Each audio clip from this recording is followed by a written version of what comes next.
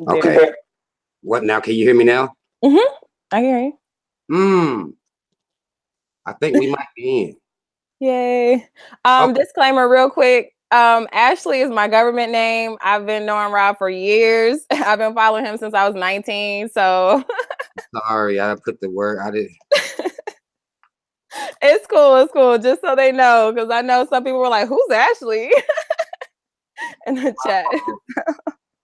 My fault. Let me. Okay. Now we good. We are good. Now we good. All right. All right. All right. God damn it. It's my first time hosting a guest.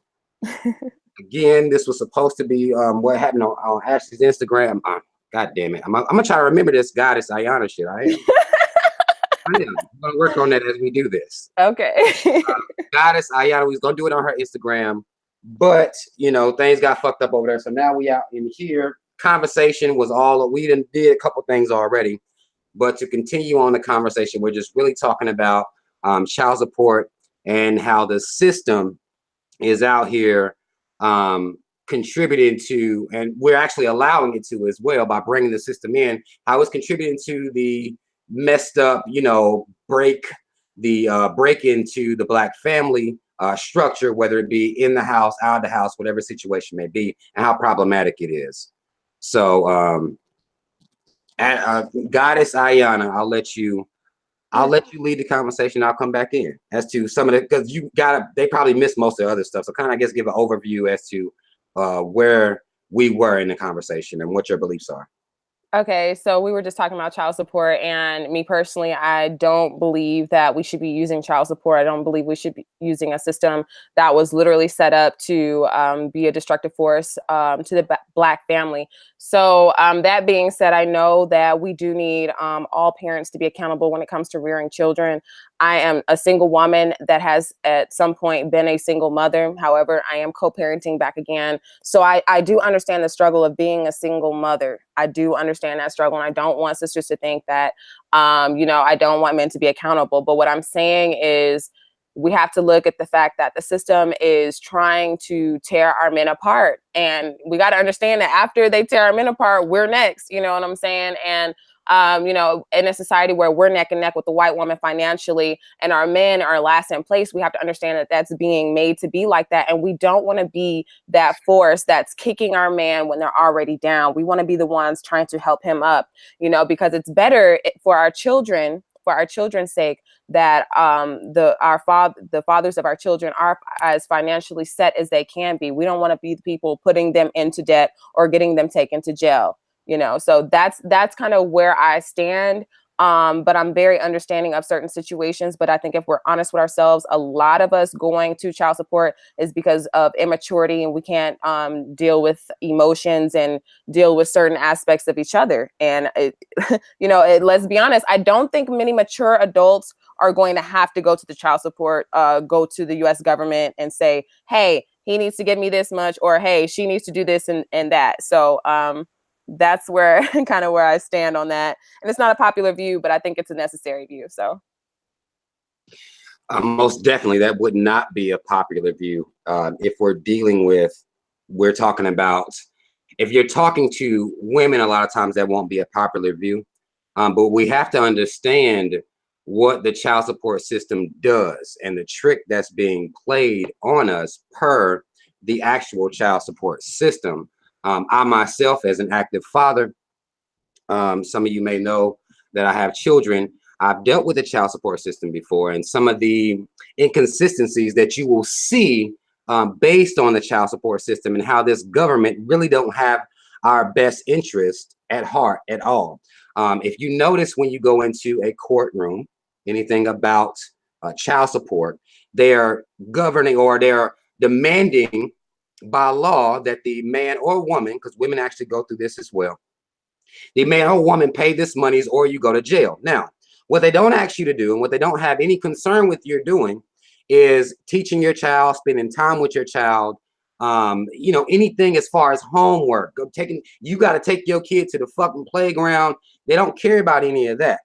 It's about that money, because what people don't know a lot of times too is as they pay in this child support, As they're paying this child support, the government is getting money off that as well. And the government is getting their bread off that as well. And when Black people in particularly use the system to get monies, and as me and Goddess Aayanna discussed earlier, is that typically if a woman has to go put a man on child support, that dude ain't about to pay child support any goddamn way. It's only going to end up being a warrant.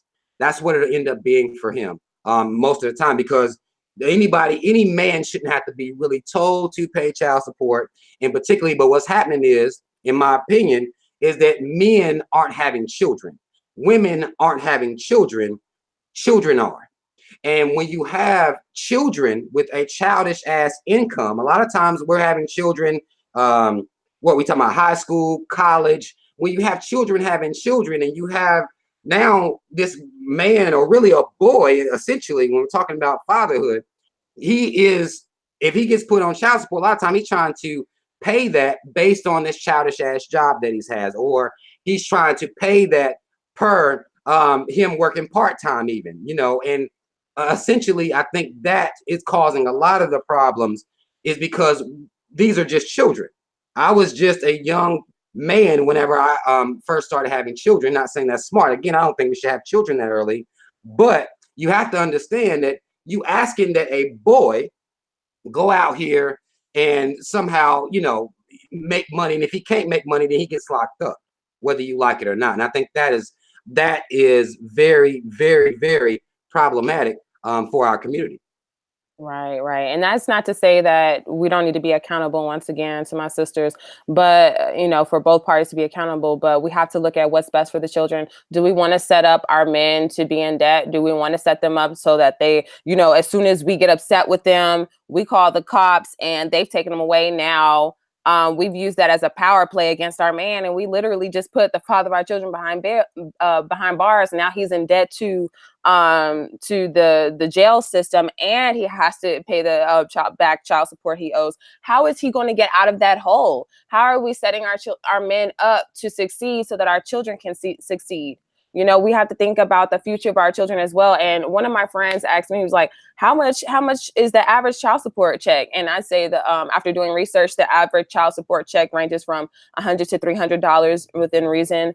And he asked how many women can make it, you know what I'm saying, without that $200, without that $100, without that $50 that they're getting. And it's really like a petty payment. And a lot of times, and when we put our men on child support, and when they're paying, it's like a wedge between us, because he's like, well, fuck it, I'm giving you the little child support you need, and of course that's a childish mentality, but we don't want to push our men, away in resentment because we're upset. We don't want to push them away from our children, because when we push them away from ourselves, we're pushing them away from our children, because we have to be real. The relationship that the mother and father have with each other is going to affect how the children are reared and how they view themselves, So I just feel like a lot of times we really have to look at the logical and balance the emotions with the logical. That doesn't mean, brothers, you know what I'm saying? Don't be such an asshole that the woman can't feel like she can come to you and work with you on some things, because our emotions are important. Our emotions are our power, but they're also our weakness. So once we can balance them with logic, understanding, okay, this is where we are, and we both need to start coming and working towards each other with that. And if we need assistance, we should go to our own organizations. Like I was saying on the live stream, go into our own organizations and our people in our community, because there are lots of systems set up and programs set up, but a lot of people are so out of touch with their own community, the grassroots movements in their cities and their towns, that they don't know that those are options as well, versus going to the government, who, once again, the U.S. government has never been looking out for the best benefit, of Black people. So that's, I think we should open our minds to that perspective. Right. I agree with that. But a lot of times, and as well, what we discussed when we were on Instagram, is there's a lot of resentment a lot of times too built up here in this situation, because, it's just like a lot of this stuff is done per people being angry, women being angry, angry at the man for whatever happened here. And when you have the situation with men being on child support, and again, a lot of times these aren't really men, because I've been on child support before. I've had child support dropped. I've been up in, you know, the courthouses and all this stuff, whether I was an active father or not, didn't matter. I fell on hard times, and I'll tell this story here. I fell on hard times before. Now, mind you, in some states, I've heard, and even in this state, when I've been in court, there be dudes that's behind $20,000, $30,000, and they've been able to accumulate this type of debt. And that's fine. That's perfectly fine. Nobody gives a fuck. I get behind $300-$400. They come in and lock my motherfucking ass up, or have me, or come serve me a warrant or something like that. I've been through this type of shit before, and that's as an active father. So when I see women that are like, well, you know, don't nobody give a fuck if he's not paying child support, he ain't worth a fuck. Mind you, active father, I just lost my job. Again, the government don't care if a black man, or any man really, but again, I'm just talking about black men on this video, but they don't care if a black man loses his job. They don't care about that. They don't give a fuck about any of that. Where that money at? That's what they care about. Active father or not, you could be there all week. All week you could be there. You could be there every day, picking your kid up from school. You can be doing all this shit. Once you own them papers, though, it doesn't matter what you do. It matters what you spend. And it don't even matter what you spend. It matters what you can prove you spent to the judge. And this is the fucked up part of a lot of it, because I done been in situations where I'm talking to brothers that's putting this money out, you know, just giving money, and they wasn't even thinking that the woman could be diabolical at some point. Mm-hmm. And then go tell the judge, oh, he ain't gave me nothing. But, you know, I done been with dude, like, I'm with him. We got the Pampers together. So you lying that you ain't getting anything, they'll tell that to the judge if they call themselves being mad, and he ain't got no receipts. So one thing I do tell brothers, if you're going to be out here buying stuff, and if you're going through this court system, you having to go to court, keep those receipts as to what you bought, what you purchased, because a lot of times it's just, you know, she may be mad and she won't even give you any credit for that. I've been through this type of shit. So everybody painting every dad that's in this situation as a negative or bad or absentee father is misleading and it's wrong. We don't mind being misleading. We don't mind being wrong, but it is misleading and it is wrong, because I done been caught up in this shit and I'm active than a motherfucker. Right. And I think that's, you know, again, we don't look at all aspects. We look at the complete deadbeats, motherfuckers that's not paying $25 a week, and we'll judge every man on this spectrum. And it's unfair to black men in particular. It's unfair to us to be judged off of this bum ass, dusty ass, hoe ass, fuck boy ass nigga that should have probably didn't get no pussy anyway, but he did. And now he won't pay his $25 a week, his $100 a week. But now he becomes everybody. His situation becomes everybody's situation, and his situation is the only one anybody wants to talk about. Mm-hmm. That's the only one. I think that's it's poisonous to our community that this guy is the representative for all fathers in this whole group that's on child support, and that's wrong.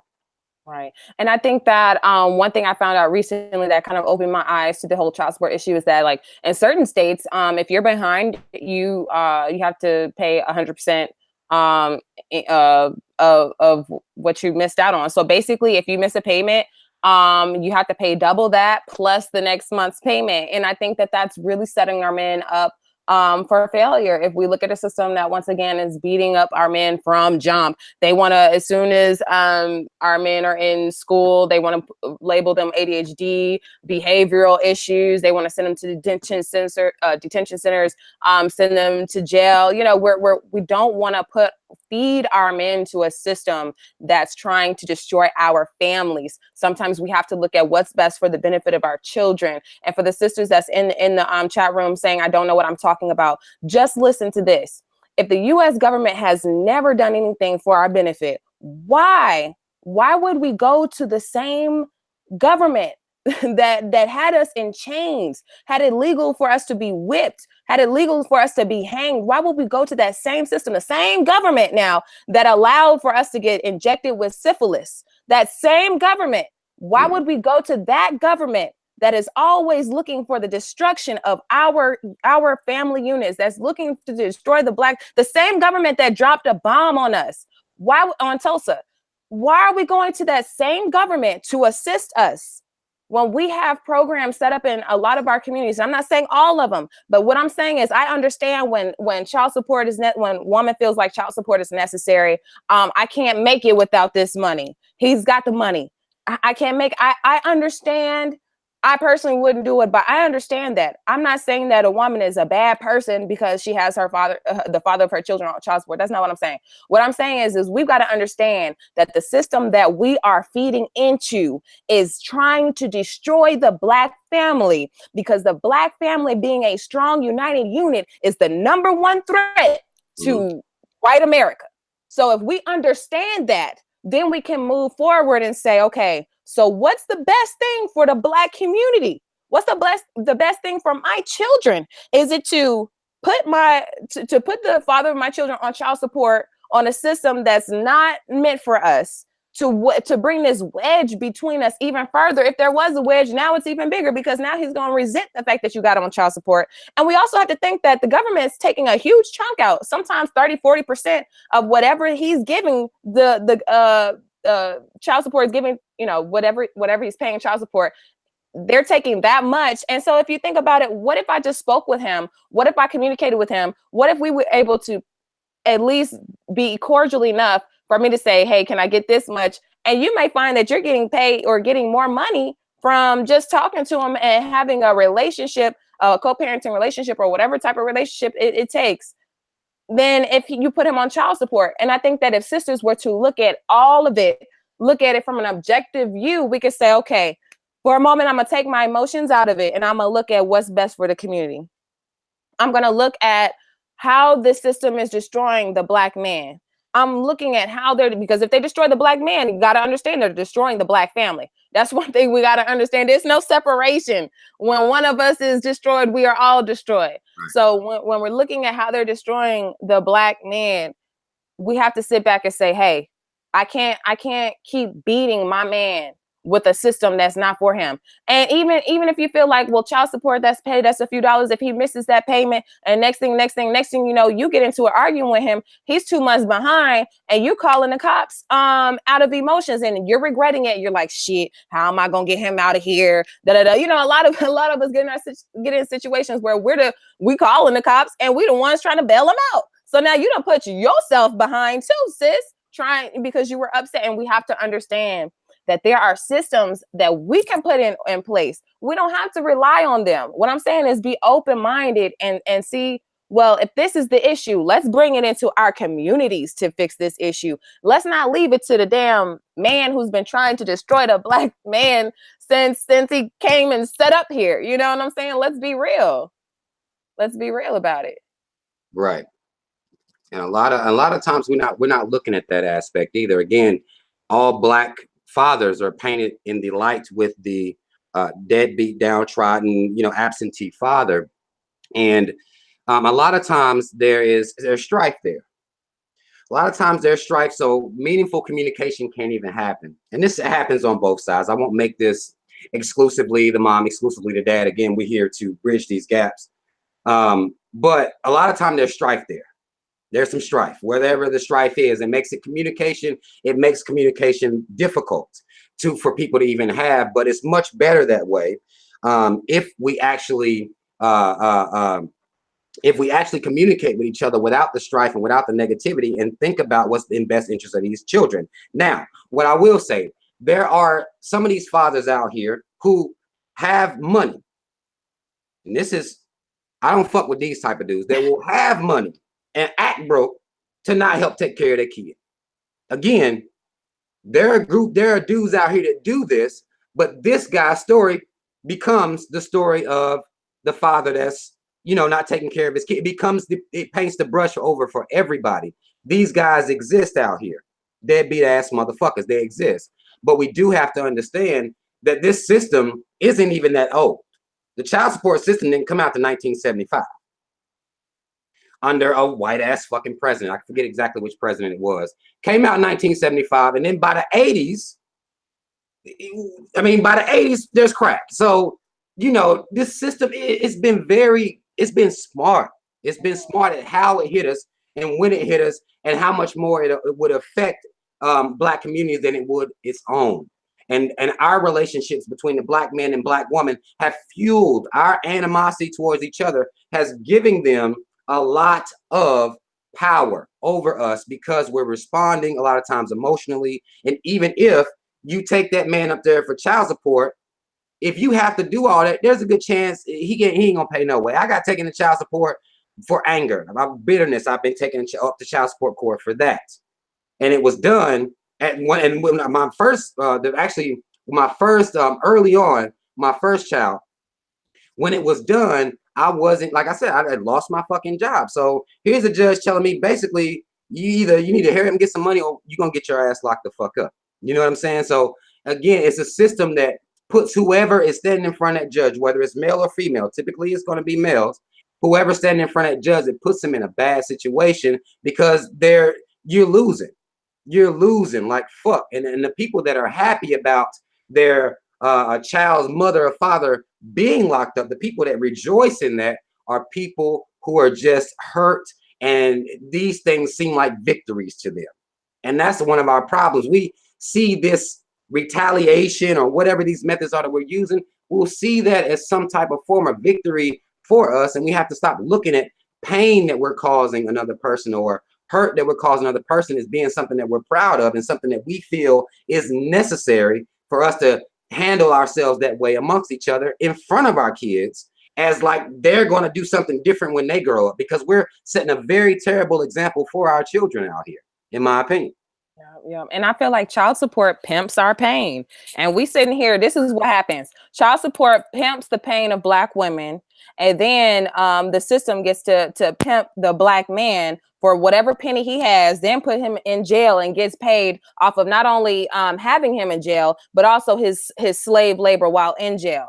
And we can't, there's no justifying that to me. There's no rationalizing that to me. That's not okay. Because when we set the black man back, we set ourselves back. If we want our men to be in a position where that they can provide and protect and do all these things, we have to stop yanking them down when they're trying to stand up and get their lives together. No, it's not fair. We're not in a fair position right now. And no, it's not an easy thing to do. There's not going to be an easy answer to this. The only answer to this is we got to get united, and we have to start putting in this work in the communities so that we can have programs and systems set up ourselves. So when we have issues, when we need that support, we can go to our own communities. And there's a lot of sisters that if you hit me up and I'm active in your community, that means Atlanta, Jackson, Greenwood, certain places in Mississippi, I can literally list off like this. If you're in Milwaukee, I can list off the programs that are set up in our own communities, that single parent programs where you can get even your rent paid. You know what I'm saying? You can get food, you can get clothing for your children, for yourself. There are programs set up. And for the places that don't have programs set up, we're gonna have to put in that work. Nobody wants to hear that. We're going to have to put in the work to set it up, our own systems and our own programs, so that we can have our own communities providing for ourselves, so we don't have to look to the same man who's been destroying us for hundreds of years to help us. Oh, save me. Why are we still looking to the white man to save us? We've got to put in that work in our own communities, and that's just what it is. Now, is it easy? Is it easy to rear a child off of just child support? I don't think it's easy to do. I think that we need the men in our lives, in our children's lives to help bring the balance to that. But, I understand that there are times when certain situations call for certain assistance, but I can't get down. I can't get jiggy with the fact that I know that at any given moment, if my ex-husband were to slip up on his child support, and for some reason, he were to end up in jail, like, how is he going, if he's already in debt, I'm putting him more so in debt. And not only that, now he's in jail. I don't know what type of treatment and mental mentality that he's going through while he's in jail, and what type of mentality he's gonna come out of jail having when he's around my children. So we're not thinking about the effects of how we treat the fathers and what we do to the fathers, and how that's going to affect the children when the fathers are an active part of their lives. I don't think it's fair that some people get to be deadbeat parents. No, it's not fair. But I think that we should look to our own communities for assistance with that, and not the U.S. government. And that's where I stand on that. Most definitely. I completely agree. I mean, we do. And the thing about us is that we don't have these types of organizations in place, which the government has been very, I mean, they've sabotaged any type of programs we've tried to have for our people, i.e. the Black Panther Party, who tried to, do for the community and things like that on their own. But the government will sabotage that, because you'll hear people telling motherfuckers, well, y'all need to get off that government assistance and all this shit like that. But the government has sabotaged everything we've tried to do on our own. So that should also let us see another aspect of this as to, well, why the fuck would they do that? To disenfranchise us, to have to go to them, essentially. You know what I'm saying? Like, it's the way white supremacy thinks and operates, it is diabolical. Like, there's levels to this shit. You know what I'm saying? Like, so if I know, well, I'll just destroy what they trying to do on their own, make them have to come to us. This is the legal way to come to it, and this is the legal way to do it. So now I'll force them to have to come over here and do it this way. And there's a good chance we already done sent crack through the neighborhood. So, fathers is gone. They've got fatherless ghettos. They gone. They out here strung off on different drugs and shit like that, leaving their families, making babies all over the fucking place. So, hell, we know what that is, how that's going to affect the emotional mentality, because I do feel like emotions and mentality, they go together a lot of times. That pain that these women will be suffering, because no one wants to raise a family on their own. No woman. I don't give a damn how strong she talking about she is, how easy she makes it seem. That is not the situation she prefers to be in. No woman. Now, so you have Black men on crack. We're gonna send crack through there real quick, even when the families was together, because again, the families was together. So we'll send crack in there. We're going to do child support in 1975. We're going to do crack. Then we're going to play off. We're going to assassinate all the leaders, all the organizations they have. Then we'll play off the pain of the community to funnel them into a prison system while the women sit back and cheer. Because then at that point, at the moment that you have women cheering for their fathers, essentially their sons being locked up, then they won. They won, because we are cheering. Both Black men and women are cheering for the pain of the other sex. And it doesn't make any sense to me that we operate this way. And at the same time that we operate this way, because I guess it would make sense to me if we operate this way and we didn't care anything about progress. But to pretend that we care about progress and allow these same systems and our emotions, we don't give a fuck about these kids, really. I mean, we really, really don't, because we're not giving them any other example to follow other than pain. Respond to pain, respond to hurt, respond to trauma, whatever trauma it was that you faced, respond to this. And the government plays off of that. This is why you'll have Black people who will, would be snitch on other Black people. They play off of the fact that Black people are not a unit. They play off of that fact. And this is how they're allowed to use us against us for them. And I think that anybody that's going to be conscious, because we have to think about this thing in context, because everybody don't care about Black progress. Everybody don't care about that.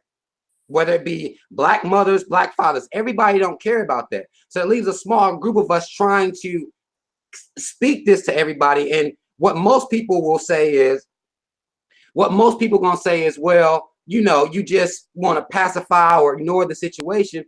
We don't need to be ignoring the situation, but what we need to do is be bridging these gaps and building bridges of love to extend to each other, because we got to get to these kids. Thanks. We got to care about these kids and how we raising them, because they're going to be the next generation. And what we teach them is what they're going to carry on to their children as well.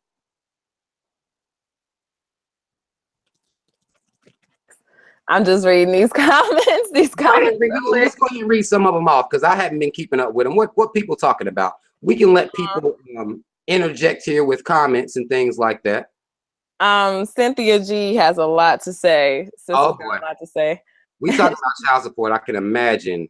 I can't see. I haven't seen the comments, but I can only imagine that there's going to be a lot of women in here who don't agree, of course, because if you're not, a lot of times if you ain't going ham like that, then if you're trying to bridge gaps, there's some people that may not agree, or some people that may feel as though that, fuck that shit. These motherfuckers need to be on child support or whatever like that. But, to me, it's almost like saying, well, motherfucking cops need to be out here, doing whatever the fuck they doing too. Because good parts of the system. If you don't agree with this part, then you might as well line up for the rest of it. In my opinion, you might as well just line on up for the rest of it. Right. That's a fact. That's a Go fact. ahead and read some of the comments out, if the ones you want to address. They're going so fast, honestly. Okay, I'm looking at them now. Yeah, they're going fast. Let me go. I guess I go back some and read on some of where the energy is as to where we're having a conversation or we having an argument. That's really the main thing. Black people need to make sure that you're not always in argue mode. Right. That you're not always in argument mode, because again, this is a conversation. Right. Take care of your children. You have a healthy relationship with your child's father. I take care of my kids. I have a healthy relationship with their mothers. So, it's more of a conversation here, because we don't have any deadbeats sitting up here that we can just badger and go ham. Like, we don't have that going on. So there shouldn't be a whole lot of arguing going on here. We're just trying to bridge some gaps. Right. The underhanded jabs and all the shade, it's just so unnecessary. I'm just gonna point out, because I'm not trying to attack Black women. I'm not trying to do anything. I'm trying to have a discussion and talk about what's best for our community, and what's best for our children. And that's where I'm coming from. I'm definitely coming from a space of love. And let's figure this out, sis. Like, let's really figure this out. What should we do? What's best for us? How do we move forward to progress our whole community? How do we do that? How do we progress our families? That's the space I'm coming from. I don't trust a government that's never loved us. I just don't. I believe our communities love us. I believe that the people that are putting in groundwork, grassroots movements, that are doing things in their community, those are the people that we should turn to when we need assistance. Though these are the things that I'm looking at. I'm not saying that we don't need any form of child support. Of course, the best child support is and the father having a healthy relationship with the children. That's the best form of child support. But if we could stop using child support from the U.S. government and form our own child support in our communities, I think that's what's best for our community. I just don't feel like going to the U.S. government is going to be conducive for our Black community. Not the one that keeps, tearing apart and taking away activists. They've killed our leaders. They've bombed our most successful businesses. They've given us diseases and vaccines. There's so many things that we can go on. The list goes on and on when it comes to what the U.S. government has done to us. And for me to say, hey, maybe it's okay for us to go to the U.S. government. We need a little assistance here. No, I'm just not with that. I just feel like we can solve our own problems. I don't think we need a white savior. That's where I'm coming from. Right. And I completely agree with that. And then we have to look at too, the way the child support system is set up. Let's say I'm a man and I'm balling. I make $1 million a year or some shit like that. I don't know what the fuck I'm doing. But I'm making money. That child apparently requires more money than a child in the would-be ghetto a lot of times as well, because it's based on what the man makes. You know what I'm saying? Like, it's based on what the man actually makes. So some people are paying ridiculous amounts in child support, and some people are paying minuscule amounts of child support. So there's not really even a set as to how much does it take to take care of a child. There isn't a set bar for that, because it's all based on what this man makes. My dude working at McDonald's, he paying, $20, $25, $50 a week. It may not even, there's a lot of times the motherfuckers won't even do that. But what we have here is an unequal system based on the income of the father and whatever that is, based on that system. And there's no true gauge as to what it costs to raise a child. Because a lot of times some mothers getting like $10,000 a month, and you got another mom that's getting $25 a week. So what you saying about these two kids? You know what I'm saying? Like, what's the message about these two kids that would be your child cost this much to raise, which we know that's not real. A lot of that money is being spent on other things. But then what are you saying about this child over here that's in it would be ghetto? Both of these men can be locked up. This man missed his $10,000 payment. He's locked up just so well as this man that missed $25, or once the arrears get built up. But again, it shouldn't vary like that much amongst the children, because again, if the children is the move, and this is what's going on to look out for them, if that's the government is telling us they care about our kids, then it wouldn't be set up like that, in my personal opinion. Right. That's real. Mhm. Yeah. Cynthia G asked, where do they have programs like that? I know that here in Jackson, Mississippi, I'm tapped into my community, so I'm well aware of the organizations that will help. You can go to Respect Our Black Dollars for assistance. You can go to the Malcolm X Grassroots movement here for assistance, and they will provide the assistance available. You could go to the Lumumba Center in Milwaukee. You've got Von Mays. He's got the single parent club where they have paid off rent. They provided food, housing. Yeah. Ah, shit. I think you. Atlanta. I know about some organizations out there, because all you have to do is tap into your community. There's a lot of people. That's what I'm saying. There's a lot of programs out here, and there's a lot of communities that do have these systems set up for when a single parent household needs assistance, or even both parent households need assistance, because we really don't discriminate when our people need help. For those of us that are doing a lot of groundwork, then we can get that help. We can get that help. I'm breaking up. Yeah, you are breaking up. Oh man. Yeah, you clear now. Okay. Yeah, you are going in and out with it. That's one state out of 50. That's because these are the states that I'm involved with. I can't do the research for you, sweetheart. You have to look up the research yourself. If you're in a certain state. Research. They're not interested in look. They're just trying to deflect everything you say that's positive. They're just unsaying it. That's the game that's played a lot of times, and this is why a lot of times it's hard to even have dialogue, because everybody wants to unsay something positive or something informative. Everybody want to undo it, and that's why we don't fucking get anywhere. Let me read this comment out here from Sunnyside 1984. It says, I think Rob is looking at this from his point of view, because you can't, you say you're in your children's lives, so you care. What about the ones that don't, men and women? They aren't worth a fuck. It's like, if you hear anything that I'm saying, anything that she's saying as a justification of deadbeat parents, then you're listening wrong. Then you're taking your point of view in your situation, and you're not hearing what's being said. If you have a deadbeat, there's a deadbeat father, he ain't worth a fuck. I don't know if he ever will be worth a fuck. Don't know if he was worth a fuck when you was fucking him. I don't know the situation. Deadbeat mom, don't know the situation. Don't know if she's worth a fuck. I don't know anything about your personal situation.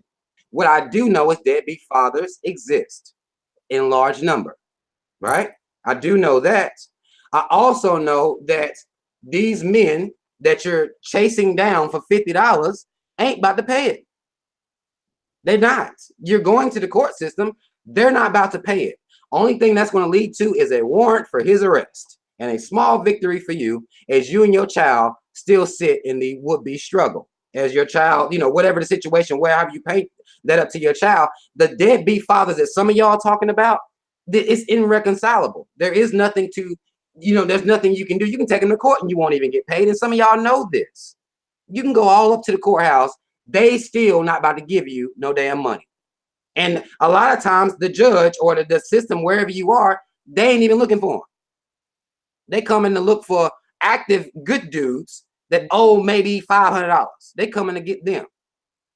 So again, it's not an even system, which makes for a problem automatically. That makes for a problem. And you can say, anybody can say, well, Rob, you speak from your own personal experience. I do speak from my personal experience, but I'm not exonerating deadbeat fathers. And if that's what you're hearing, then again, you've attached your situation to what I'm saying, something your girlfriend going through to what we sitting here talking about. And that's not what it's about. We're trying to bridge these gaps, period. That's what all this is what the discussion is about. And that's what it should be about. And when we always have to be negative about every fucking conversation we have about mothers and fathers, how are we going to bridge the gap?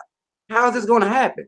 If nobody's interested in having the conversation without, oh, well, my baby daddy, or, oh, well, my homegirl, baby. Like, okay, I understand that. They ain't worth a fuck.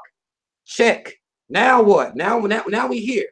So now what are we doing to make sure that the next generation of our Black children don't go through the same stuff? And that's, I think, that part is being lost in translation, and it's always lost in translation. I don't understand why we always have to focus on negativity all the fucking time, man. It doesn't make any sense. But y'all okay with this shit? Because it's comfortable, you know, being in those spaces where, well, I'm used to child support being what it is, so that's what it is. Fuck all this other shit. I don't want to have to go research my own. You supposed to do that. You suggested it. You research. Well, sis, I'm not the one that needs the assistance right now. If you need the assistance, then you need to do your research to go find out what programs are set up in your community to get that handled. But as far as us progressing forward, I'm looking at what the is the best for our community. Once again, if why are we playing to a system that has always infiltrated us with infectious diseased mentalities and literal physical diseases? Why would we go to the government for help? It's like, please, Put us please. in the ghettos. Hold on. I'm gonna let you finish. But the government that set up the ghettos to exist. Right? I just it blows my mind. I'll let you finish. I didn't mean to cut you off like that. Go ahead and finish. And the same government that set it up for Black men to be at a space, at a mental space where we feel like so many Black men aren't fathers. Well, why aren't the Black men fathers? What has set this system up? Where has set our environment up for our Black men not to be what is natural to them, the best Black father, the best fathers on the planet? Black men are the best fathers when they are in a healthy state and there's a healthy environment and healthy relationship going on. The Black men are the best fathers. So why? What has happened? Who has put us in a position? Who has put us in a position for our men to not be stepping up that we feel? Or and we call them stepping up. How are you going to step up if both of your legs are broken? And that's what sisters are not looking at. How are our men going to step up when both their legs are broken? Then we sitting here kicking them like, get up, get up. Well, put the cast on his legs. It's going to take a minute for his legs to heal. Put the cast on his legs so that he can heal, so then he can rise up to do what we need the Black man to do. But we're not going to get there. We're not going to get where we need to be. We're still badgering and kicking our men down from a system that has already beat him to the place that he's in, that he feels that he can't be a father to his children. We got to think about this thing. We're too busy in our emotions, you know, like brother said, like, oh, well, my baby daddy ain't shit. That's your baby daddy, sis. What we have to look at our choices as well, and Black men need to look at their choices as well. The child support thing is a two-way thing. We both not be the best for ourselves, and that's why we get into situations where we're looking to put each other on child support instead of working things out amongst each other.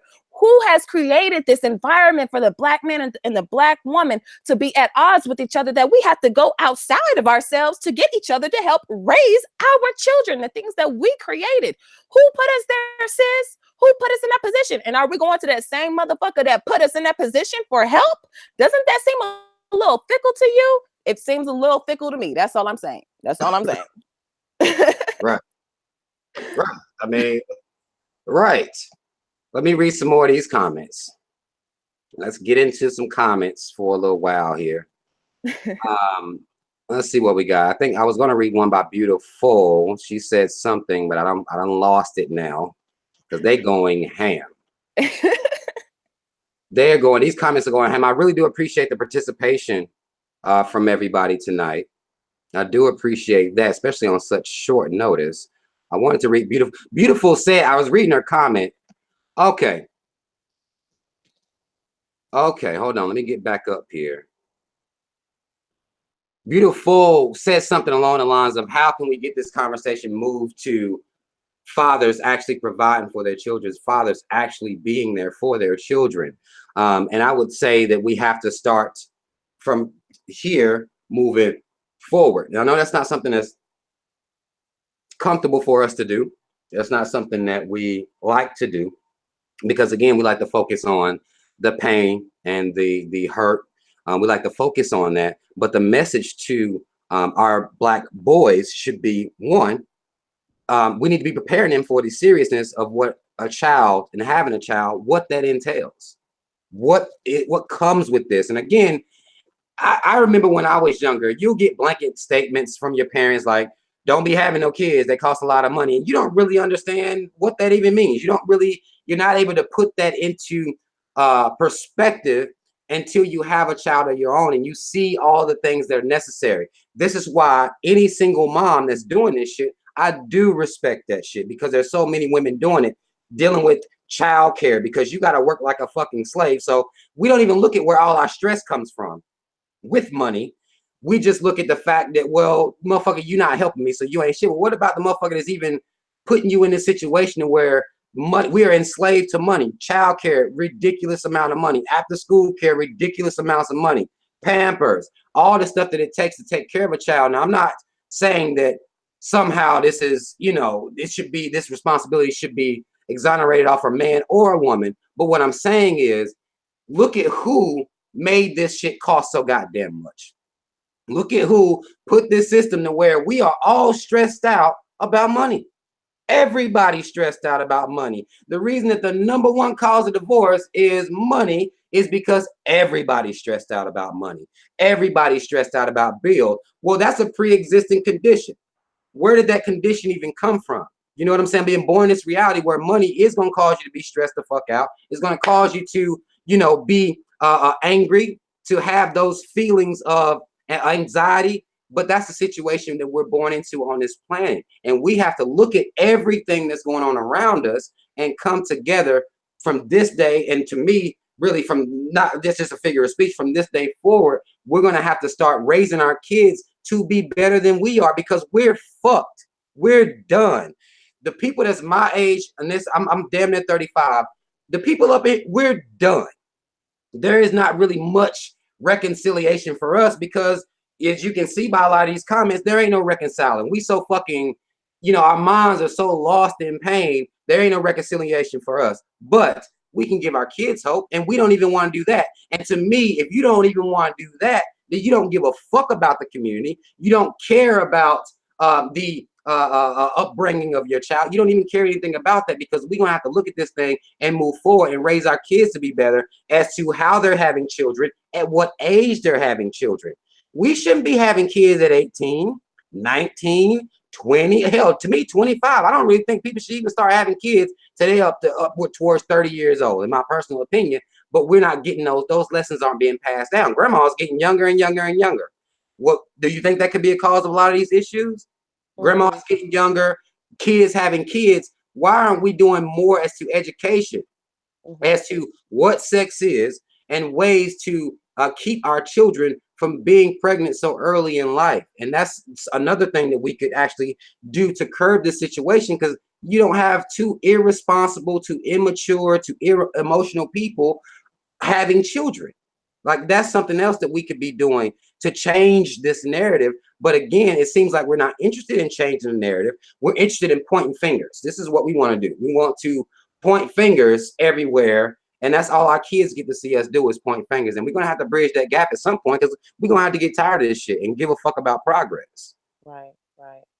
We get lost in the blame game, and then when people suggest solutions, we don't want those solutions, because something about getting the blame off makes us feel better about ourselves, and we have to get away from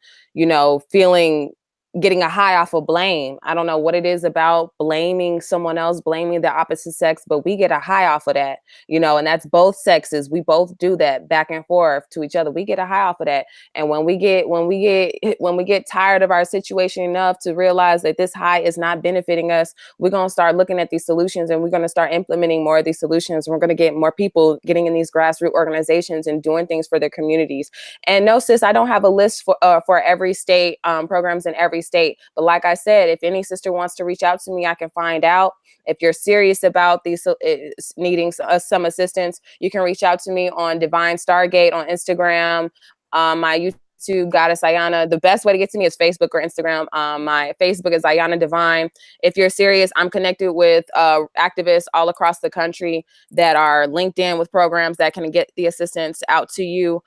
Even some of these organizations, if you're really in need of assistance, and you're in the state, not even necessarily the city, some of these organizations will assist you in whatever way that they can. So if you're serious, once again, you can reach out to me, because I'm a real activist in these streets, doing real things in my community, not even just here in my state, but once again, I do work in Georgia, and I'm well connected, and I'm well connected with a lot of organizations just all across the nation. So if you really need some assistance, get at me. I'm definitely here to assist my sisters and my brothers when they need it, and in whatever way I can provide. But we got to start looking at the solutions and stop, with this blame game, because it's really not progressing our people in no form or fashion. Right. Most definitely. Let me read a couple more of these comments here, because I know it's getting late. I know what time you had to get off, or I know you got kids and stuff like that. There's Let me read Cynthia's solution.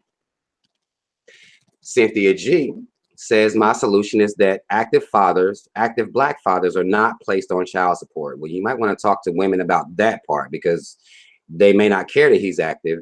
And deadbeat fathers have forced sterilization since they refuse to wear condoms or provide for their children. Okay. Forced sterilizations for deadbeats, which they kind of already got kids, but forced sterilization for deadbeats, and then active fathers not be placed on child support, which I think is a good idea. But we got to look at what active means to some women. Some women don't give a fuck how much time you're spending if you ain't got no money. Some women don't give a fuck about that. Some women really don't give a fuck about that at all. But I do think that, right now, with the way that the situation is, I do think that we do need to be much smarter about having children, period.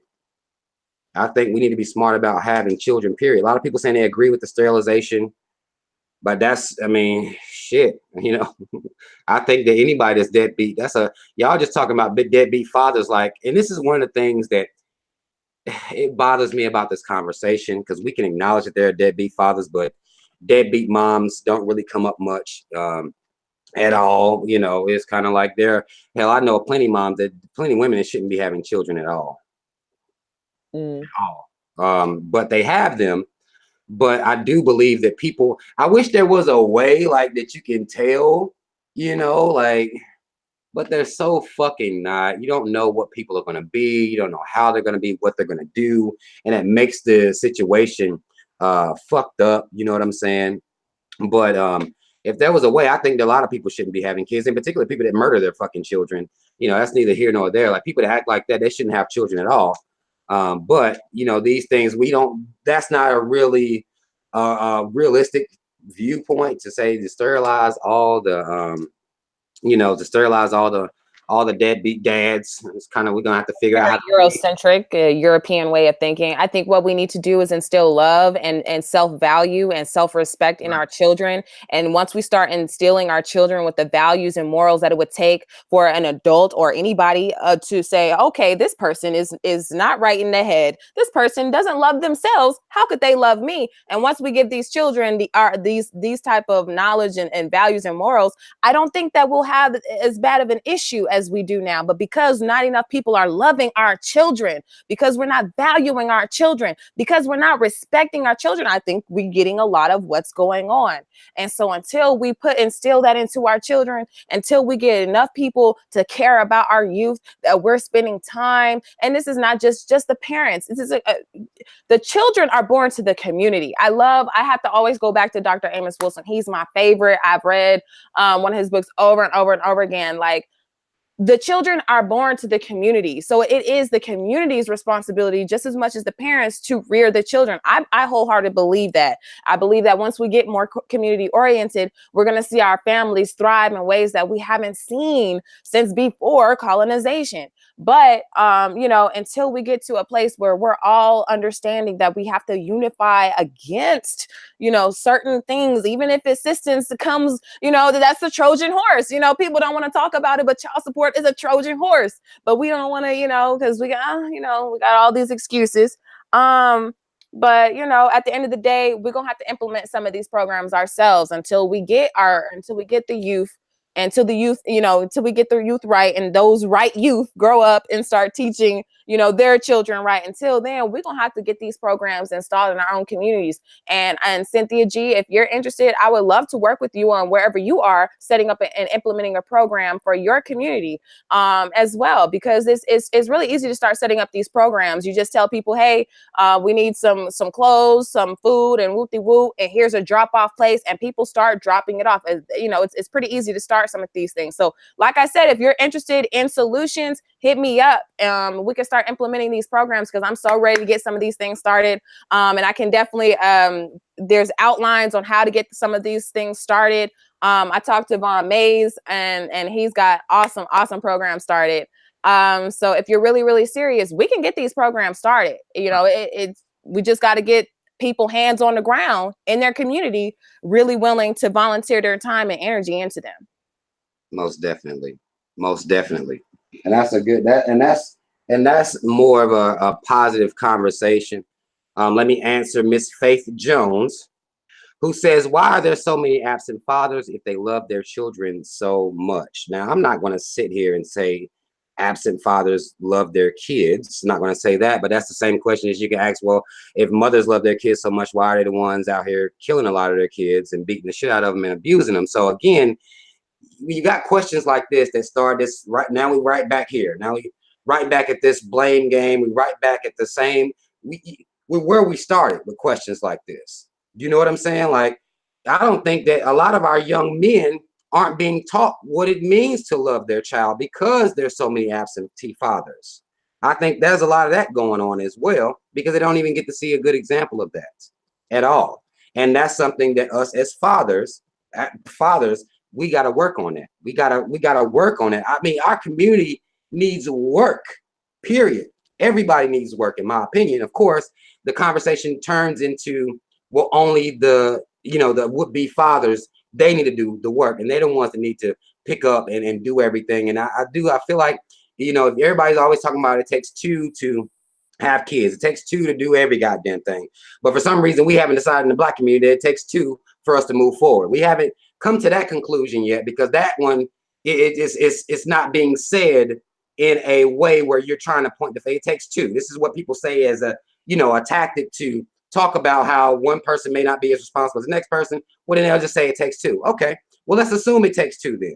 So when the fuck is it going to take two, man and woman, to move forward? When is that going to become a conversation that we have? Because that's what we need to be moving towards, as opposed to asking why are there so many absent fathers if they love their children so much. Clearly, those men may not love their children, may not even understand what love for their children is. They may not even have a concept of that because they never got that. But then why didn't they get it from our communities? Because at one point in time in history, that the community, like Ashley said earlier, Goddess Aayanna said earlier, the communities, the child is born to the community. So even if you didn't have, let's say, your dad, because a lot of fathers went off to the military and things like that as well. So they were absentee, but not on their own choice that way. You have fathers that happened to. Well, the community came in, uncles, and just a brother down the street even, or a community center. A lot of communities had community centers where you have older, wiser Black men that have their heads on right, and they looked out for the young men and even the young children in that area. But we done got away from that. A lot of us done got away from that because we're so concerned about our own selves, and we're not looking at this thing as a community. We're looking at it as individuals. That's why everybody's talking about their own individual pain. This is why these things are happening, because we're not looking at it as a whole community. And that's how we should be looking at it. That's when we were at our most successful, was when we thought about things like that. And we thought about things as a group, as opposed to everybody wanting to point fingers. And that's what we have to get back to. And I don't see how that's not logical for everybody to be on that mindset when we see that's what works. And I don't get it. Righteous. And just to make a quick point, none of the programs that I listed out earlier are government funded. We're totally grassroots movement here in Jackson. So, and what happens is, because we are such a powerful force in our community, a lot of Black businesses sponsor Respect Our Black Dollars, but all of our money is coming from Black people, our people. So I understand the pessimism, because maybe not everybody has that reality of Black organizations being able to maintain just off of the Black community. But there are plenty of organizations that are, thriving off of their community. And the Single Parent Club that I mentioned in Milwaukee is one of those as well. They have a whole building now. So, and that's totally coming off of Black money, Black community, Black funding, and Black love. So, just letting you know that it's totally possible. It's happening all over.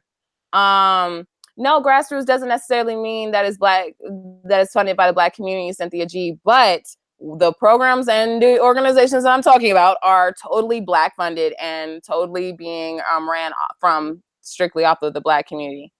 So I'm just going to leave that there. But yeah, so we can do it. We can do it. We just have to believe in ourselves and love each other. You know, the love that you missed out on from, you know, your father, maybe even your mother, because the situation is a lot of times, and here's what happens, that is another demographic of men who don't really get any, you know, they don't really get any shine, they don't really get any conversation, is we'll talk about how black women and they didn't have a dad a lot of times, and black boys as well didn't have a father, and they develop animosity towards that. And we don't even look at, the amount of children that are being raised by the mothers that end up resenting the moms as well.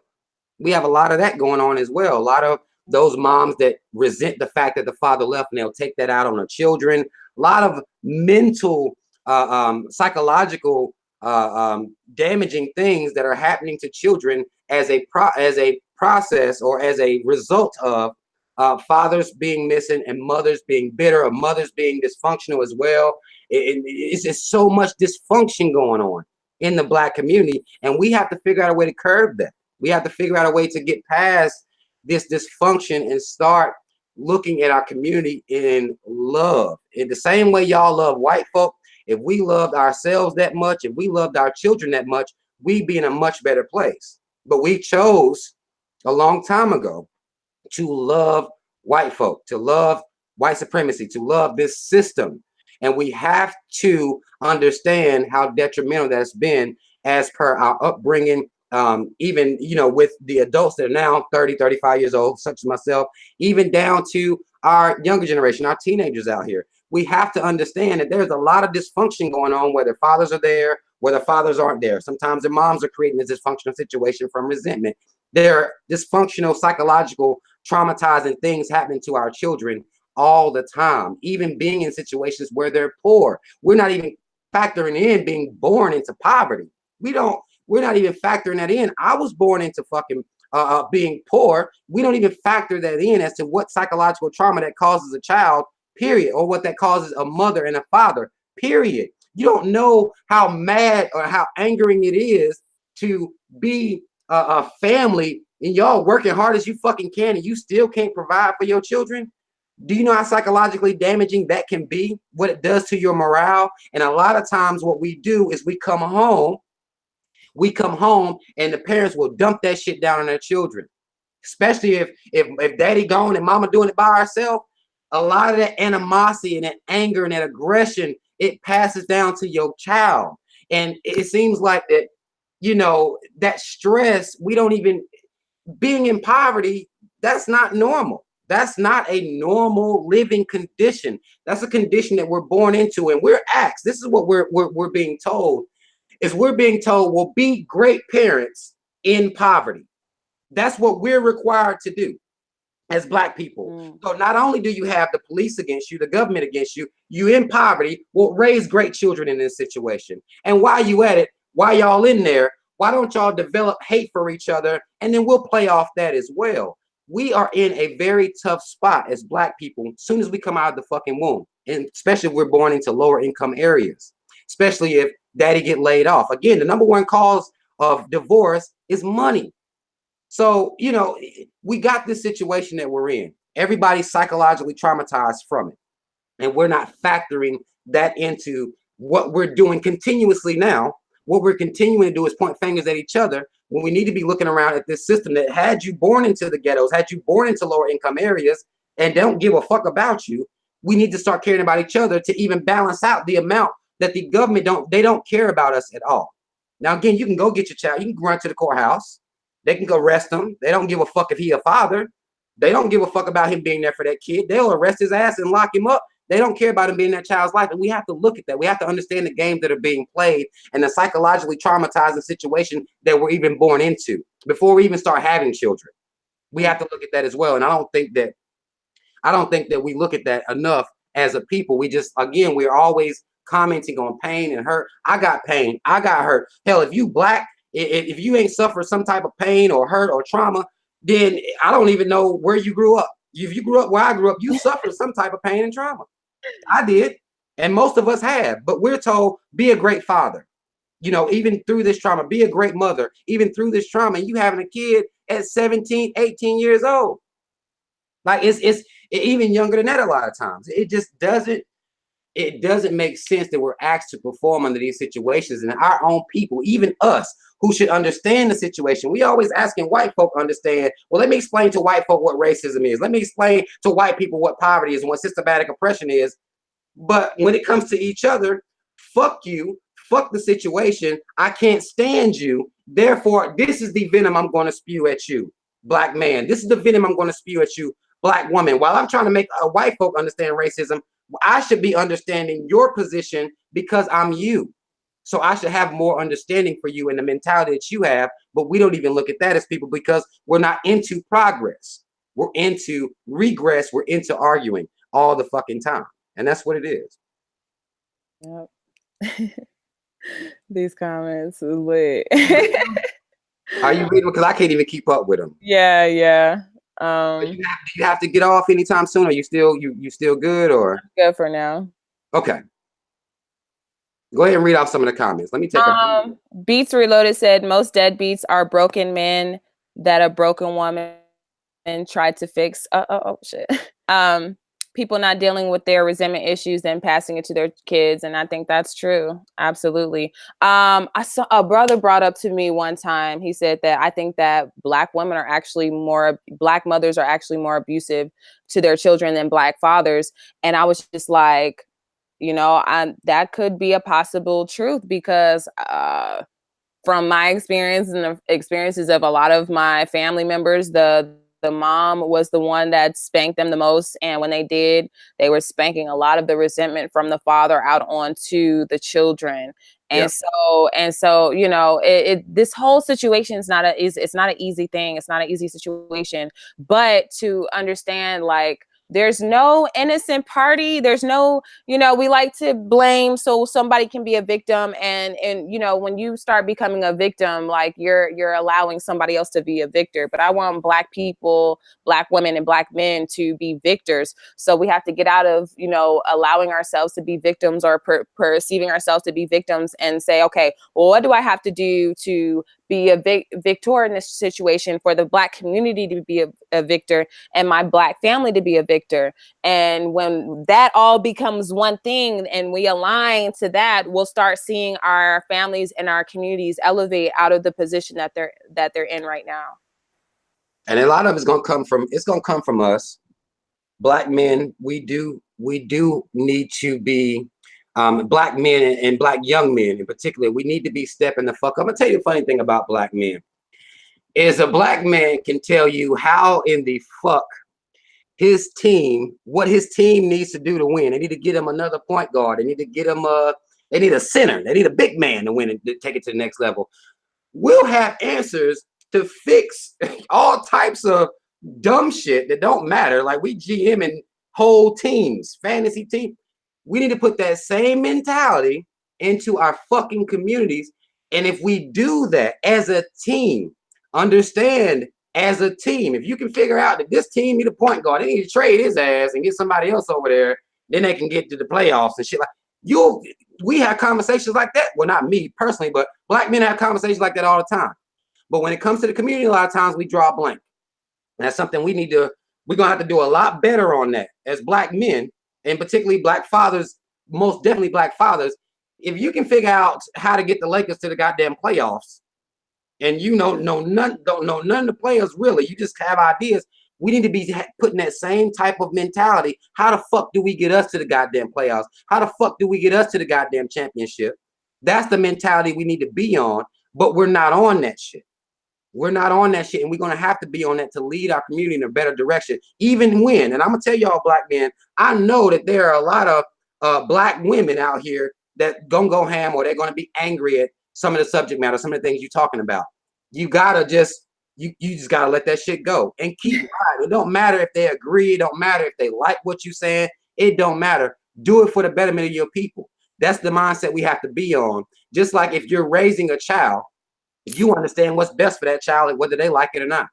As a parent, that's an understanding. You know what's good for that child, whether they know it or not, whether they like it or not. They don't like to eat green beans. God damn it, you don't eat vegetables, so you're gonna make them eat them. And that's the mentality we're gonna have to do as Black men, because we're being told that we're supposed to be leaders. We're supposed to be in the forefront. We're supposed to come up with the ideas. That's what they're telling us to do. So now, okay, I'll take that on. Well, I'm gonna force feed it to your ass. Since you don't want, I gotta hold you down. You know, like I don't have to treat some of my kids like this when I was giving them some of this nasty ass baby food I used to make. Now it's like, well, they're telling you Black women are challenging you to be leaders. Okay, well, take that challenge on. Well, now you start talking all this crazy shit. I'm gonna hold your motherfucking ass down and I'm gonna force feed you these green beans. That's what we're gonna have to do. We're gonna stop being emotional. We're gonna stop being angry. We're gonna stop being, you know, they say something fucked up about you. You gotta say something fucked up back about them. We gotta get out of that shit, because we're gonna have to treat our community like we are fathers and force feed them this shit. I don't care no more. I'm done trying to, you know, maneuver. No, well, now I'll force feed it, because I'm tired of being told I'm supposed to be a leader. But then when you try to lead, a lot of time, you get a lot of backlash. You get a lot of, well, where the fuck was y'all at 10 years ago? And what you get all of that shit. Well, now I'm on force feeding. This is what I'm going to do now, because that's what Black men are being told to do. And we all need to get on that same mindset, take over the community, and we need to take over these roles in leadership and lead. We're going to have no choice, because we see what the women are saying to us. It's your fault. Well, then, goddamn it, if it's my fault, then I'm gonna fix it. But now I gotta force feed your motherfucking ass these green beans, and that's the mentality I feel like we're gonna need to have to fix a lot of the issues that's going on in our community. That's facts. That's facts. We just got to rise and just look at what's best for the community, and just be a little bit more logical about certain things and where we're at. Because, you know, on some real stuff, the government plays on our emotions so bad, and like even like the onslaught of police brutality and how we get that on social media and how we get the whole live killings and stuff. But you never see cops being killed and that it going viral. You don't see cop killings going viral. You don't see, because that kills the morale. And so that, like, we're under constant onslaught of these things that kill our morale, that kill our hope, that make us feel helpless. They play on our emotions. They play on our rage. We get so mad and we can't do anything about it. And we're left with all these toxic emotions just sitting in our body, and we have no way to expel it, you know. And it's just, you know, this emotional game that they play it so well, and we play into it because we're not balanced, because so many of us are hurting. And I totally understand, so many of us are hurting. That's where a lot of this blaming is coming from. It's coming from pain. It's like, yo, I'm hurting. Do you hear me? It's like a cry for help. I hear that as like a cry for help. Like, I'm hurting. This happened to me. This nigga did this. I'm so sad. Or this woman, this bitch did this. I'm so pissed. You know what I'm saying? Like, it's all pain, and I understand it, but we got to learn how to transmute our pain and turn the same things that they're using against us, figure out ways to do it ourselves, so that we don't need massa. Let's be real. Let's get off of massa's nuts and provide for our own community. Let's figure out ways to do it. You know, let's wane ourselves. I understand we're not going to just take a big leap, but let's wane ourselves off of massa so we can get our own shit together. And in a way, it'll make us, I feel like, literally, if we drop child support, we'll literally be made to have to deal with you went out. Okay, can you hear me? Yeah, you back. I feel like if you know, when we get off of child support, we stop, you know, using massa for assistance, we'll literally have to deal with each other and have to grow our relationship muscles and learn how to be more cohesive with each other, because now we can't just fall back on like, well, fuck you then, nigga. I don't want to deal with your ass anyway. Now I'm going to child support real quick, you know, because that's the easy thing to do. That's that convenience. The convenience is killing Black people. It's killing our community. The convenience that the U.S. provides is killing Black people. Talking about the food, convenient court, you know what I'm saying? Child support, all of that. You know, when we stop looking at the convenience of the assistance that the government provides and start dealing with the people in our community and the people in our lives, then we're going to start reaping more benefits of our own self-made and self-provided for communities, that we'll have this attitude like, we don't need the government assistance, you know, for what? And we'll have our own organizations, our political parties will start raising and elevating. We'll see more unity. But, you know, we have to get to the point that we have to realize, okay, I'm operating off of pain. A lot of people don't want to hear that. You have to realize, like, okay, on some real shit, maybe I am operating off of pain, even if it's traditional pain that's been traditionalized. Like, okay, well, my mother put him on child support, I'll put him on child support. That's just a thing. Like, we have to get past that point. We have to realize our pain and then start saying, okay, so what do we do to heal? Because Black women will never heal if the Black man is not healed. Let's be real.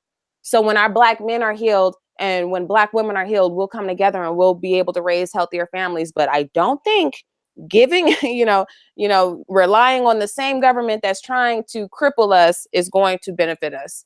And, that's what I keep saying. And hopefully I'm getting through to some people. Hopefully it's going to be, I do feel as though it's going to be an uphill battle, because you're going to be faced with a lot of stories on people's personal pain, things that they've been through. You're going to get a lot of that as opposed to meaningful dialogue and things like that. But I do feel like we can do it, but I think our generation is a wash. I'm sorry. We kind of a wash. So I'm trying to, do it through my kids, since it's going to be hard for me to get it out here, especially when you're talking about women that's already grown, already got a deadbeat, they're already in a situation a lot of times. And that already being in that situation, it's hard for you to step outside of that situation and look at the Black community, because you don't give a fuck about the Black community. You care about yourself. And that's what a lot of people don't even want to admit, that like, you really don't, you care about you. You care about your pain being projected. You care about everybody knowing what's going on with you and how the Black man has hurt you, or how the Black woman has hurt you. And that's all you care about. You don't care about progress. That's why you can't step outside of your pain and look and see what's best for the people. That's why we lack that skill. That's a skill that we do not have, because we haven't been taught how to deal with trauma. We haven't.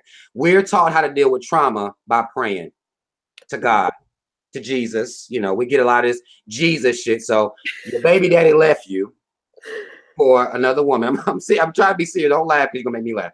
Your baby daddy done left you for another woman. Pain. You're in pain. Somebody told you to pray, and Jesus is gonna take that pain away. No, that's actually not what happens. Jesus don't take the pain away. You still got that pain. You done prayed and prayed and prayed. That pain is still there, because you were told somebody gonna come and lift it off you, and you just gonna be goddamn, light as a goddamn feather. That's not how this shit works. We're not taught coping mechanisms to deal with trauma, to deal with pain. You'll have people who go through trauma, they'll go through therapy. Some of us, you've seen people's videos or even heard lectures where people talk about trauma. You get, say somebody goes through something like being abused, or they're going to go through psychological evaluation, psychological, trying to get them back right, therapy. Black folk ain't getting that. Whatever pain and hurt they go through, they have to tuck it, and it comes out in our actions. It comes out in what we say. It comes out in our opinions. It reflects a projection of what we say reflects a projection of our minds. We haven't been taught to come out of pain other than praying to somebody that ain't even there. That's what we've been taught. There is no amount of therapy that goes on. A lot of times we'll have irreconcilable differences with people in our family. We don't even know how to deal with it. It just becomes resentment. And resentment is not healthy for anybody. It's not healthy to raise a community off resentment. And we have to come up with better coping mechanisms to deal with trauma than we do. Not the 40 ounce, not the weed, not the pills, not sex, not, none of this other stuff it's not helping us get through the trauma that we're facing. It's not helping us get through so we can get to each other and start looking out for each other and being that person that the opposite sex can lean on, period. Because we should be therapeutic for each other, but we're not. We're absolutely not. We're not therapeutic for each other. And I think that's the level we need to be trying to be on. And that's if our kids, again, oh shit, daddy or mom or woman, man, it don't even matter who it is, they talk about shit. Right. They talk shit out. They help each other out. He talks about what's going on with him. She helps him out. He talks about what's going on with him. She helps him out. That's how it should be, but that's not what our kids are seeing. They see us fussing, fighting, and hating each other all the fucking time, no matter what, even on YouTube. Because these kids got social media now. So even when they get on YouTube, Twitter, Facebook, it's just a bunch of hate. And we're going to have to figure out as to what we're putting out here, care about what we're putting out here, and change this energy, because it's very, very poisonous to not only us as adults, it's also poisonous to our children. And we make it look like, and it seems from the outside, that we really don't give a fuck about making this thing better, teaching our kids better methods and better ways to deal with stress, deal with anxiety, deal with pain, deal with disappointment. We're not teaching our kids how to deal with that. And I think that is costing us, because they see how we deal with it, and none of it's healthy.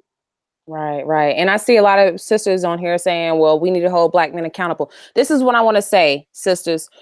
What does Black men accountability look like? What does that look like for you? Because in a world where literally Black women make more in this society than Black men, and we want our men to be providers, but we have the capability to make more than our men, because it's easier for Black women to get jobs. It is easier for us to get jobs. It's easier for us to get career jobs. It's easier for us to get good jobs, because we're not as much of a threat to the white man as the Black man is when he is at his full potential, and when he is on his throne. So we have to understand, once again, when we look at statistics, because a lot of sisters are not, they're not looking at the statistics. We're neck and neck with the white woman. Financially speaking, we are neck and neck with the white woman. The Black man is at America. It's hard for him to get a job once he's felonized. It's hella hard for him to get a job. They're trying to get him to get a felony, and so they could put him away and get some free slave labor off of him. So let's be real. And I have a son, and maybe that's why I'm so like, oh, I got to be balanced in my view, because I have a son that will be a Black man, and I want to make sure that I understand where we are in the best, most objective way. So I'm not one-sided when I'm telling my son this, well, oh no, you need to do this, and that. No, look, son, this is where we are. This is the reality. Because if I don't set myself up to see in a balanced view, then I'm not going to give my children a balanced view. And they're not going to, if you don't have a balanced view, you're already, kind of set off already. You're already, don't have the best advantage. So with that being said, I got to look at this world and say, okay, so what's the reality? And when I look at the statistics, they're literally making our Black men, they're setting it up so that we have to be on assistance, and they're crippling us. And then we're not able to look at it in a way where we're like, oh shit, they're crippling us with this thing. Let's not tap into this so much. No, instead we go for the easiest thing, and it's not the easiest thing to have to set up programs in our community. It's not the easiest thing. It's not the hardest though. It's definitely a possibility. It's happening all over. But, being objective and really looking at, okay, if literally Black women are bringing in more money than Black men, what is the accountability? Where's this lack of accountability coming in? We know deadbeat parents don't hold themselves accountable. But what about all the people that are being as accountable as they can be? We can't, when a brother's been trying to get a job, he can't find a job, and he hasn't been opened up or exposed to the mindset that I can create my job, because this is not what he has seen growing up. He doesn't even have that perspective yet. You know what I'm saying? What do we expect from our men?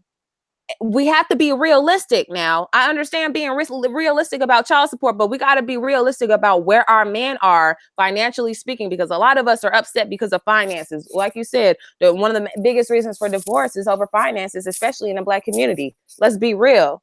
Let's be really real. But no, yeah, right. We don't need to be begging whites for child support, so I just feel like, okay, well, tune me out then, sis. I just feel like we just got to be more objective and look at the statistics. Because if you're not looking at the statistics right now, your perception of where we are may not be as realistic as you think. Just gonna put that out there. I do agree with you on the fact that because I have sons and daughters, so I have to be balanced, because I don't want them coming up in a society that is going to mistreat. They already gonna be mistreated because they're Black by white supremacy. I don't want the community as well to be. My kids gonna come up into a community as well that's filled with animosity, that's filled with the pain and the hurt. And this is all my kids get from their prospective group of people. I have to look at the energy I put out here as well, because like you said, you have a son. Well, I got 3 daughters, 2 sons. Well, I got to make sure that, the situation out here, I'm making sure I'm preparing both my sons and daughters for what's going on out here, and the mentality that comes with a lot of Black people, so they don't end up even hating their own people. Because a lot of our kids, they experience negative things with Black folk, and they grow up with that animosity. A lot of them do that. And I'm making sure, for me, that I care about both of my children getting the right amount of mental nutrition and emotional nutrition, because a lot of us don't put stock into how our kids coming up mentally.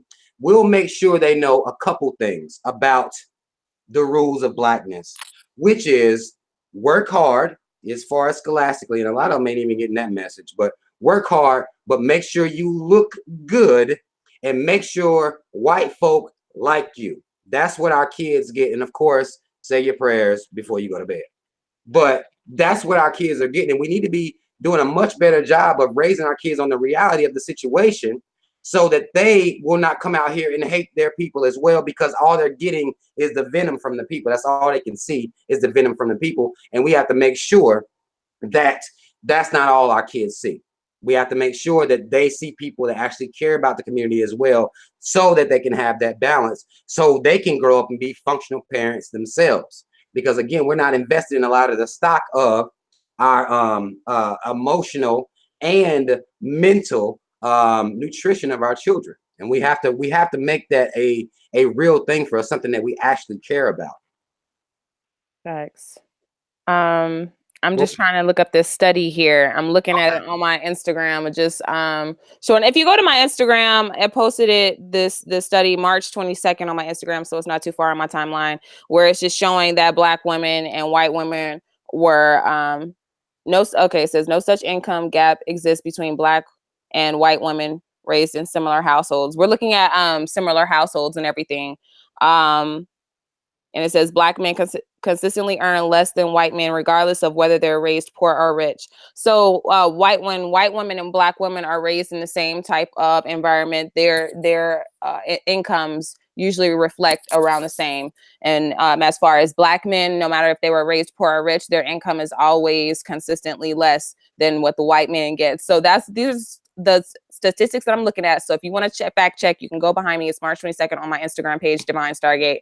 But yeah, like I think it's definitely important that we look at how we're affecting our children when we're doing all this child support mess, and how we're carrying on, and how we even talk and treat the other parent in front of our children, because we have to remember that what we say about the opposite parent is a direct reflection of the child and how they feel about themselves. So if you're saying, oh, your dad's a deadbeat, then they're going to feel like, well, the half of me that made me is deadbeat, and so we'll be programming that into our children and not even knowing how that would affect them later in life.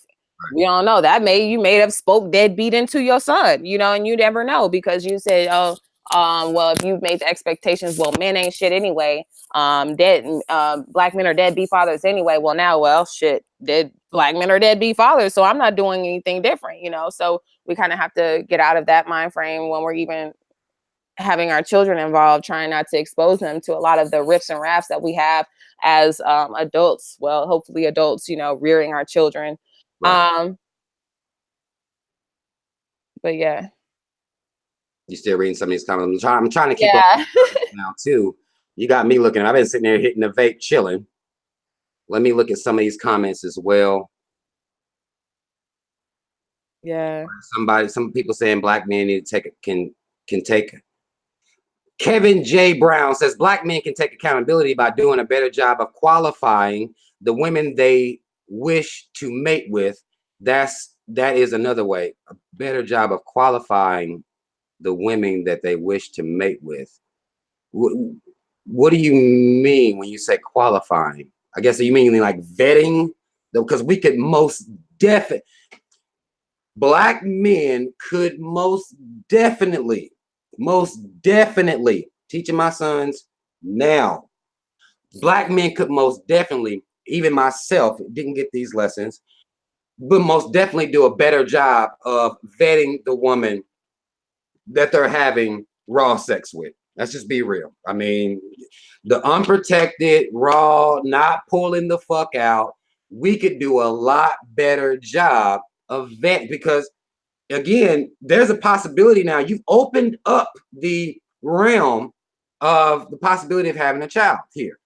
We could do a much better job of seeing what's on her mind, really, not how sexy she is, how good her head game is, how good her pussy is. We are having full-blown kids with making potential mothers out of women who they don't even got nothing that's going on for them that would even be maternal in that way.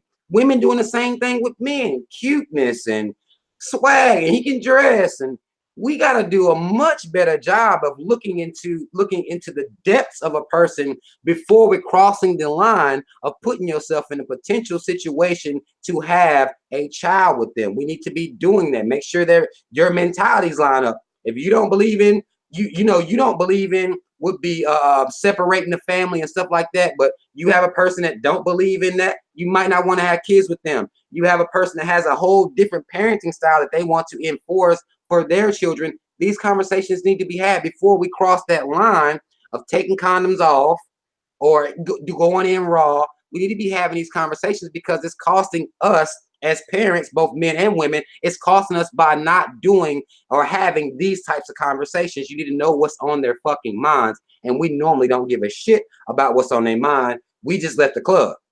We went to the Waffle House. She was cute, liked her dress. He was cute, liked this car, and now you fucking. And that's how we get to know each other. Like, we have a very poor way of actually getting to know people. And it's like, well, black women will say it's your fault. Black men will say it's your fault. Well, if we look at the situation for what it is, we all have a very poor way of getting to know each other because we do it through sex. We do it through sex. We don't care enough. We don't really care about the background. We don't. That's why people be like, well, I met their representative. Well, you fucked them. You fucked a lot of y'all are fucking the representatives, and you got a representative out there your damn self that you ain't talking about. But we're fucking to get to know each other. So you don't learn to after 3 months of fucking this motherfucker that they crazy as hell. But you've been fucking them for 3 months now. Now you got to carry them, and we need to do a much better job, both men and women, as to talking about or having conversations about the future and having children if you gonna be not pulling out. And it doesn't matter if she's on birth control. If you're gonna not be pulling out, you have to assume something could go wrong.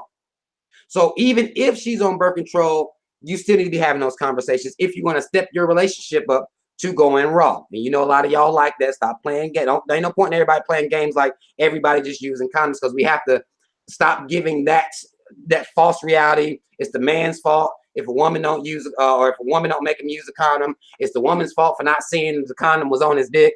Like, we got to get away from all of that and just make sure if you're going to be having unprotected sex with somebody, it's somebody that you can stand seeing yourself having a child with per their morals, values, and shit like that. And we don't do that enough. We are fucking to get to know people, and we have to stop doing that shit. It's creating problems. That's a fact. That's crazy. That's just why I say we got to start teaching these children just self-love, self-value, self-respect, and even the power of sex, because sex itself can be such a powerful tool, and we kind of dilly-dally. A lot of us don't even know what we're doing until we hit 30, until we hit our late 20s anyway. Really? So we having kids till then, but I ain't gonna interrupt you, but go ahead. But so if we just got to know ourselves better before we even embarked on a lot of these relationships, a lot of the issues of child support would disappear anyway. The point that I'm saying once again when it comes to child support is that I don't feel like we should rely on the government for it. We should rely on ourselves, our own communities, and be accountable. Each party be accountable. Yeah, I'm reading the comments, but yeah, so they're going ham. They are. They're going ham. Right. So, at the end of the day, that's what I'm looking at, like child support, the welfare system, U.S. government's assistance is a detriment to Black people because they're purposely dividing the Black family and sabotaging Black men with child support.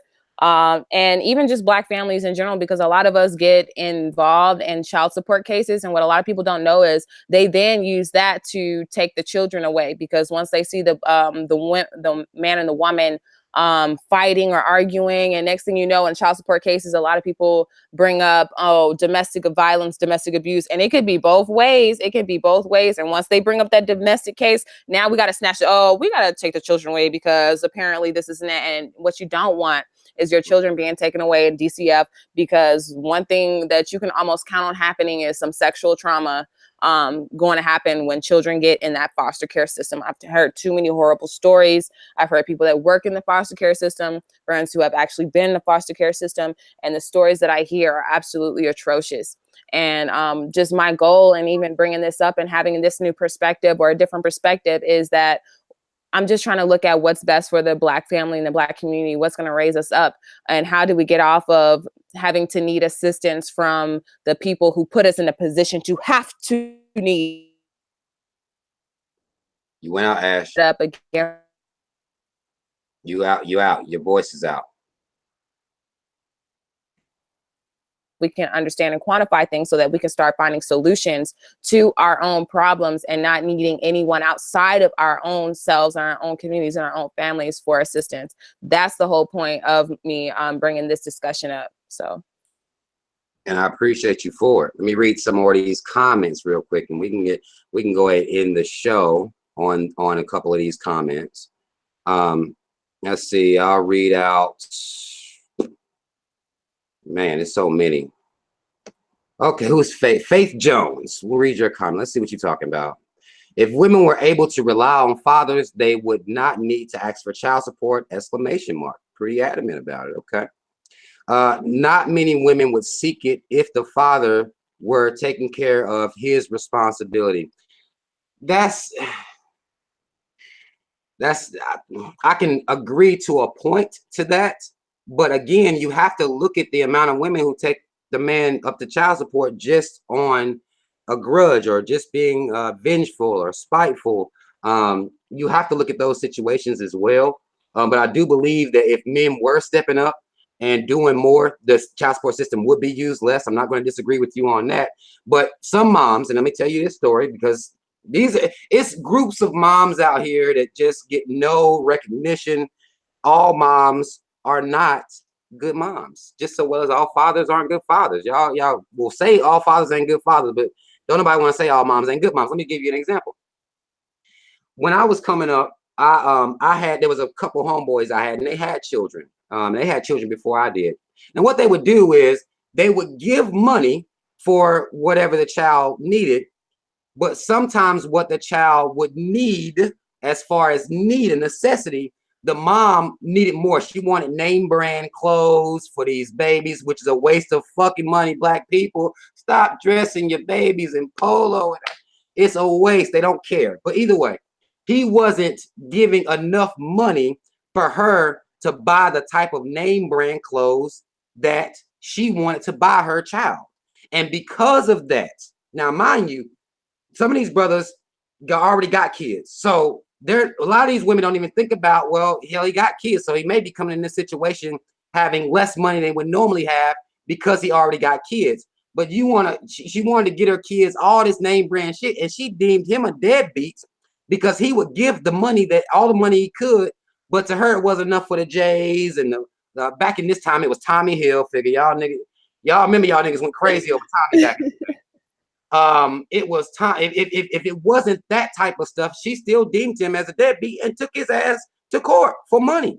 Now, she didn't get more money out of him. It kind of backfired on her. But you have to understand there are different things going on. And I do feel as though if men would just step up, but how much money is enough money sometimes? Sometimes women are trying to squeeze, they're trying to squeeze these dudes. And y'all don't live in the same household. So you got to understand, this man got a household, maybe have a car payment or maybe got some stuff to do over here. And you may be going above and beyond because you want your child to have certain quality things. And I'm not knocking everybody for that. But if sometimes y'all trying to squeeze dudes that they didn't have it when you was fucking them and they didn't hit the lottery when you got pregnant. So you have to understand that as well. And I think, again, this comes back to having these conversations and caring about what this person does for a living. If you see this as a career, if this black man is in a career or has a career, and a lot of time, again, we're getting pregnant so early, he don't got but a job right there. So if you get into that situation, I think a lot of us need to be more realistic as to who we're laying with, and particularly women. I'm going to tell my daughters, hell, don't be laying up with no nigga that work at McDonald's and then you think that he's supposed to give you $1,000 a week for some child support. It doesn't even make sense. It doesn't make sense, and it's not even fair to expect that from a man in that position. And I think a lot of us could really benefit from being more realistic about the situations that we're in and the situation that we're putting ourselves in on our own. Nobody's forcing us to be in these situations. We're choosing these situations. Then we get mad, and we have to stop doing that to each other, most of men and women. That's a fact. That's a fact. I just want to read. Not really. These comments just got really disrespectful, so I was trying to like skim through. They just, I mean, what you mean? Let me see, because I don't see it. They're just upset with me, in my view. You knew that. You knew that. Right. You knew. You knew what to expect. A lot of people, you know, it is what it is, but we gonna have to get better somehow, some way. Hell, you know, regardless, we're gonna have to get better about this stuff. Right. I'm about to wrap it up and get off here. Did you have any last words? Anything you want to say in closing?